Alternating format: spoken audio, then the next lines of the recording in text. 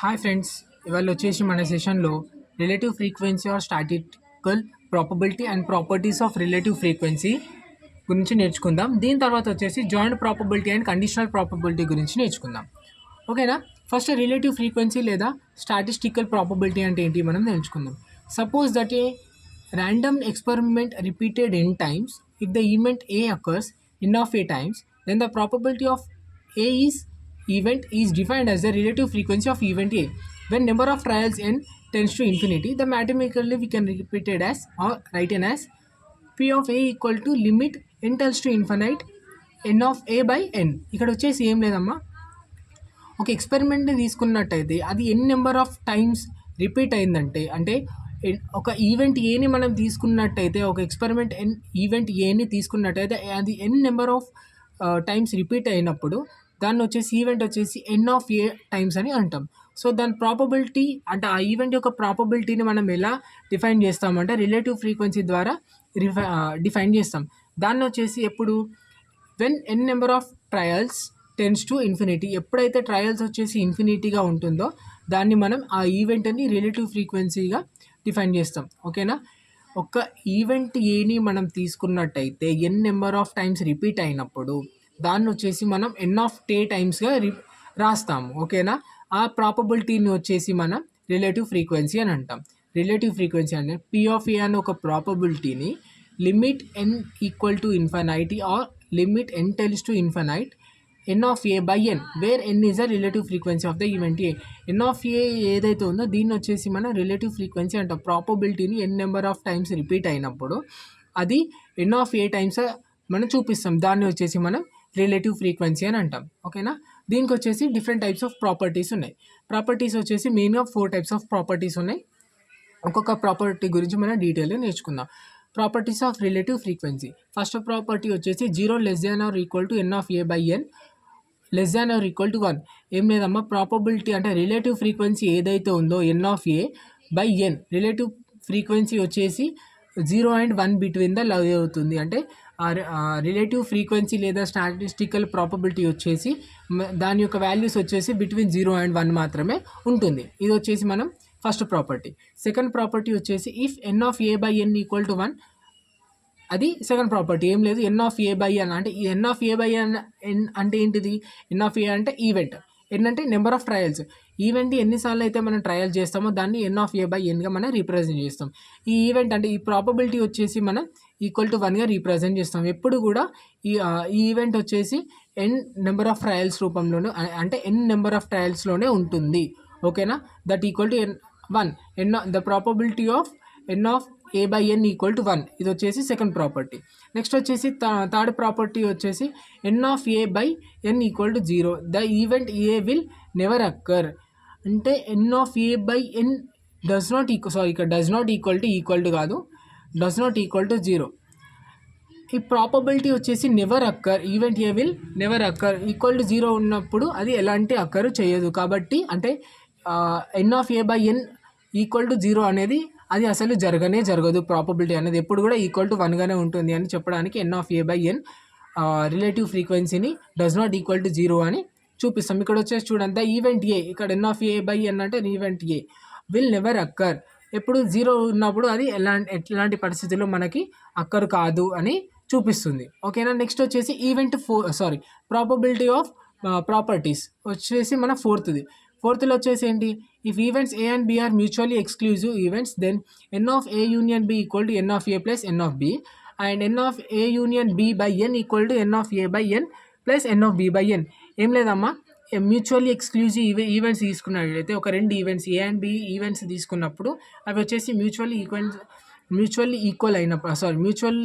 Exclusive events అయినప్పుడు, అంటే 2 different types of events ఉన్నప్పుడు మనకి ఏ వచ్చేసి 1 2 3 అండ్ బి వచ్చేసి 5 6 7 ఇట్లా different types of elements present అయినప్పుడు, అంటే no common elements will be present in the both sets, then we can write that as n of A union B. యూనియన్గా మనం రాసినట్టయితే ఎన్ అంటే ఏంటి? నెంబర్ ఆఫ్ ట్రయల్స్ అని రాయొచ్చు, లేదా నెంబర్ ఆఫ్ ప్రాబబిలిటీ. ఆటోమేటిక్గా ఎన్ ఆఫ్ ఏ అంటే event of A union B మనం ఎలా రాస్తామంటే event of A plus event of B, అంటే ఎన్ ఆఫ్ ఏ అంటే 1 2 3, ఎన్ ఆఫ్ బి అంటే 5 6 7 ఇట్లా ఏవైనా డిఫరెంట్ ఎలిమెంట్స్ని ఉన్నప్పుడు మనం అవి యాడ్ చేసి రాయడాన్ని యూనియన్ అంటాం. So event of A union B equal n of A plus n of B. And వచ్చేసి దీనికి బై ఎన్ అంటే నెంబర్ ఆఫ్ ట్రయల్స్గా మనం తీసుకున్నప్పుడు ఎలా ఉంటుంది, n of A union B equal n of A union B by n తీసుకున్నప్పుడైతే ఇక్కడ ఇంతకుముందు ఏం తీసుకున్నాం, బై ఎన్ లేదు కాబట్టి direct n of A plus n of B అని రాసినాం. ఇక్కడ వచ్చేసి n of A by N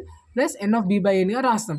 these are the main 4 properties of relative frequency. దీనిపైన మనం చిన్న చిన్న ప్రాబ్లమ్స్ అనేటివి ఉంటాయి. అంటే రిలేటివ్ ఫ్రీక్వెన్సీ పైన చిన్న చిన్న ప్రాబ్లమ్స్ ఉంటాయి. ప్రాబ్లమ్స్ని మనం చేయాలి అంటే ఈ చిన్న చిన్నవి మనం అంటే గుర్తుండాలి. ఇప్పుడు ఫస్ట్ ప్రాపర్టీ వచ్చేసి మనం లైస్ బిట్వీన్ ద 0 and 1 అంటే రిలేటివ్ ఫ్రీక్వెన్సీ వచ్చేసి మనకి 0 and 1 బిట్వీన్లోనే ఉంటుంది అని తెలియజేయడానికి అదొకటి. నెక్స్ట్ ఈవెంట్ అనేది ఎప్పుడు ఒకరు అవుతుంది ఈక్వల్ టు 1 ఉన్నప్పుడు. తర్వాత డస్ నాట్ ఈక్వల్ టు 0 ఎప్పుడు డస్ నాట్ ఈక్వల్ టు 0 అయింది అని అంటే అది అక్కడి కాదు ప్రాబబిలిటీ. నెక్స్ట్ వచ్చేసి యూనియన్ ఫైండ్ అవుట్ చేయడానికి ఈ విధమైన n of A plus n of B and by n ఉన్నప్పుడు n of A by n plus n of B by n అనేటువంటి ఈ ఫార్ములాస్ మనం గుర్తుంటుకుంటే అండ్ ఇవి ఒక ప్రాపర్టీస్ ఇవి యూజ్ చేసుకొని మనం డిఫరెంట్ టైప్స్ ఆఫ్ ప్రాబబిలిటీ యొక్క ప్రాబ్లమ్స్ మనం ఫైండ్ అవుట్ చేస్తాం. సో ఇవి ఫైండ్ అవుట్ చేయడానికి మనకి యూజ్ అవుతుంది. దీనిపైన నెక్స్ట్ సెషన్లో లేదా ఈ చిన్న చిన్న టాపిక్స్ అయిపోయినాక ఒక్కొక్క మనం తీసుకున్నటువంటి టాపిక్ పైన ఒక్కొక్క ప్రాబ్లం అనేది మనం చేద్దాం. ఓకేనా. నెక్స్ట్ వచ్చేసి జాయింట్ ప్రాబబిలిటీ అమ్మ. జాయింట్ ప్రాబబిలిటీ వచ్చేసి very very very important topic. ఓకేనా. ఇది మనకి కంపల్సరీ దీనిపైన ప్రాబ్లమ్స్ అనేటివి ఉంటాయి. Joint probability and conditional probability పైన చాలా ప్రాబ్లమ్స్ ఉంటాయి. అండ్ వచ్చేసి ఫస్ట్ మనం జాయింట్ ప్రాబబిలిటీ గురించి నేర్చుకుందాం. జాయింట్ ప్రాబబిలిటీ అంటే ఏం లేదు, if A and B are 2 events, ఒక ఏ అండ్ బి అనేటువంటి ఒక 2 ఈవెంట్స్ తీసుకుంటే దాని యొక్క ఇంటర్సెక్షన్ని ఫైండ్ అవుట్ చేయడమే మనం ఇక్కడ జాయింట్ ప్రాపర్టీ అంటాం. ఇంతకుముందు మనం యూనియన్ అనుకున్నాము. యూనియన్ ఎలా అయితే ఫైండ్ అవుట్ చేసామో ప్రాపర్టీస్లో సేమ్ అలాగే జాయింట్ అంటే ఏం లేదు, ఒక 2 ఈవెంట్స్ని ఇచ్చినప్పుడు దాని యొక్క ఇంటర్సెక్షన్ని ఫైండ్ అవుట్ చేయడాన్ని మనం జాయింట్ ప్రాబబిలిటీ అని అంటాం. మ్యాథమెటికల్గా ఏమని రాస్తాం, P of probability of A intersection B equal to probability of A plus probability of B minus probability of A union B రాస్తాం. ఓకేనా. ఇవి రెండింటి సమ్ ప్లస్ యూనియన్ వాల్యూని మనం తీసేయడాన్ని మనం ఇంటర్సెక్షన్ అని అంటాం. ఓకేనా. నెక్స్ట్ యూనియన్కి వచ్చినట్టయితే అంటే probability of intersection and probability of union కూడా చేయవచ్చు. ఓకేనా. ప్రాబబిలిటీ ఆఫ్ యూనియన్ తీసుకున్నట్టయితే probability of A union B equal to probability of A plus probability of B minus P of A intersection B. ఇక్కడ వచ్చేసి మనం P of A union B తీసుకున్నాం, ఇక్కడ వచ్చేసి ఇంటర్సెక్షన్ బి తీసుకున్నాం. మిగతా వాల్యూస్ అంతా సేమ్. మనం ఇంటర్సెక్షన్ ఫైండ్ అవుట్ చేయాలి అని అంటే రెండు ఈవెంట్స్ని యాడ్ చేసిన తర్వాత మనం అందులో ఉన్నటువంటి యూనియన్ని మనం మైనస్ చేసేస్తే అయిపోతుంది. నెక్స్ట్ వచ్చేసి ఇవి ఎప్పుడు యూనియన్ మైనస్ చేస్తాము అని అంటే ఇక్కడ P of A intersection B అని ఉందా, ఇది వచ్చేసి 2 డిఫరెంట్ మ్యూచువల్ ఎక్స్క్లూజివ్ ఈవెంట్స్ అయినప్పుడు ఇది వచ్చేసి మనకు probability of A intersection B వచ్చేసి నల్ సెట్ అవుతుంది. ఎందుకంటే ఇక్కడ 1 2 3 ఇక్కడ 5 6 7 తీసుకున్నట్టయితే యూనియన్ వచ్చేసి టోటల్ అవుతుంది. టోటల్ అయినప్పుడు ఎట్లా ఉంటుంది, ఇది ప్లస్ ఇది ఒక సపోజ్ 5 అనుకుంటే -5 0 అవుతుంది. ఒకవేళ మ్యూచువల్ ఎక్స్క్లూజివ్ ఈవెంట్స్ కాకుండా P of A equal to 1 2 3 P of B equal to 3 4 5 ఉంది అంటే ఈ రెండింటిలో కామన్ వచ్చేసి ఏంటిది 3 అనే వాల్యూ 2 times రిపీట్ అవుతుంది. నెక్స్ట్ వచ్చేసి ఇక్కడ మనం యూనియన్ ఒకటేసారి తీసుకుంటాం కాబట్టి ఇక్కడ వచ్చేసి 1 వాల్యూ ఉంటుంది, ఓన్లీ 1 అనేది వాల్యూ ఉంటుంది. ఓకేనా. P of A union B దీంట్లో కూడా same as it is. Intersection అంటే మనం కామన్ ఎలిమెంట్స్ని తీసేసి ఇప్పుడు 1 2 3 3 4 5 అని తీసుకున్నట్టయితే దీంట్లో వచ్చేసి 3 అనేది కామన్ ఎలిమెంట్ ఉంటుంది కాబట్టి కామన్ ఎలిమెంట్ని మనం మైనస్ చేసేస్తున్నాం. మైనస్ చేసేస్తే 1 2 4 5 అనేటువంటిది వస్తుంది. ఓకేనా. దాని యొక్క ప్రాబబిలిటీ అలా ఫైండ్ అవుట్ చేస్తాం. Where the events are mutually exclusive, that is A and B are mutually exclusive, then P of A intersection B equals 0. ఇంతకుముందే చెప్పాను పైన ఇంటర్సెక్షన్ అయినప్పుడు మ్యూచువల్ ఎక్స్క్లూజివ్ అయినప్పుడు ఈవెంట్ అనే ప్రాబబిలిటీ ఆఫ్ ఈవెంట్ వచ్చేసి మనకి 0 అవుతుంది అనేది చెప్పడం జరిగింది. ఓకేనా. ఇది జాయింట్ ప్రాబబిలిటీ గురించి. జాయింట్ ప్రాబబిలిటీ అంటే ఏం లేదు, ఒక ఈవెంట్స్ని తీసుకున్నప్పుడు దాని యొక్క మెయిన్ ఇంటర్సెక్షన్ ఫైండ్ అవుట్ చేయడాన్ని మాత్రమే జాయింట్ ప్రాబబిలిటీ అని అంటాం. ఓకేనా. మనకు మెయిన్గా వచ్చేసి జాయింట్ ప్రాబబిలిటీలో ఇంటర్సెక్షన్ గురించే ప్రాబ్లమ్స్ ఉంటాయి ఎక్కువ శాతం. నెక్స్ట్ వచ్చేసి కండిషనల్ ప్రాబబిలిటీ గురించి నేర్చుకుందాం. కండిషనల్ ప్రాబబిలిటీ అని అంటే if A and B are 2 events with non zero probabilities. అంటే నాన్ జీరో ప్రాబబిలిటీస్ అంటే జీరో ప్రాబబిలిటీ కాకుండా అంటే గ్రేటర్ దాన్ 0 అంటే పాజిటివ్ రియల్ నెంబర్ వచ్చేసి మనకి ఈవెంట్స్ వచ్చేసి పాజిటివ్ రియల్ నెంబర్ కావాలి. అంటే P of A is greater than 0 and P of B equal to greater than 0 అయినప్పుడు దీని కండిషనల్ ప్రాబబిలిటీ ఎలా డిఫైన్ చేస్తామంటే P of A by B. P of A by B వచ్చేసి P of A intersection B and P of B. Next similarly P of B by ఏని P of B intersection A by P of A. మన conditional probability వచ్చేసి మెయిన్గా intersection use చేయడానికి use చేస్తాం. ఇంతకుముందు అన్న మనం ఈ జాయింట్ ప్రాబబిలిటీలో వచ్చేసి యూనియన్ ఇక్కడ చూస్తాము, ఇక్కడ ఇంటర్సెక్షన్ చూస్తాం. బట్ కండిషనల్ ప్రాబబిలిటీ వచ్చేసి కండిషన్ ఒకటే, దీంట్లో ఏం లేదు.